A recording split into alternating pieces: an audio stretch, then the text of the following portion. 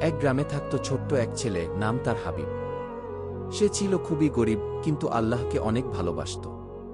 তার মা প্রতিদিন তাকে বলতেন, হাবিব, আল্লাহ সবসময় আমাদের দেখে, আমাদের কাজ দেখে। তাই ভালো কাজ করতে হবে আর কাউকে কষ্ট দেওয়া যাবে না। একদিন হাবিব মসজিদের সামনে খেলা করছিল। এমন সময় এক বৃদ্ধ ভিখারি এসে বলল, বাবা, অনেক ক্ষুধা পেয়েছে, কিছু খেতে পারি? হাবিব একটু চিন্তা করল। তার পকেটে মাত্র এক টুকরো রুটি ছিল, যা তার দুপুরের খাবার। কিন্তু সে তার মার কথা মনে করল এবং রুটি দিয়ে দিল বৃদ্ধকে। বৃদ্ধ চোখে পানি নিয়ে দোয়া করল, আল্লাহ তোমাকে সুখী করুক বেটা। সেদিন বিকেলে হাবিব বাড়ি ফিরতেই দেখল তার মা হাসছে।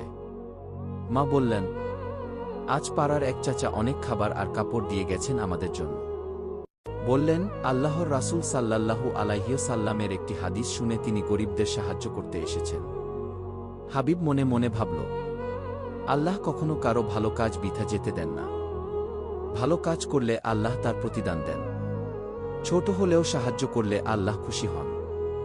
তাই চলুন আমরা গরিবদের পাশে দাঁড়াই এবং সাহায্য করি।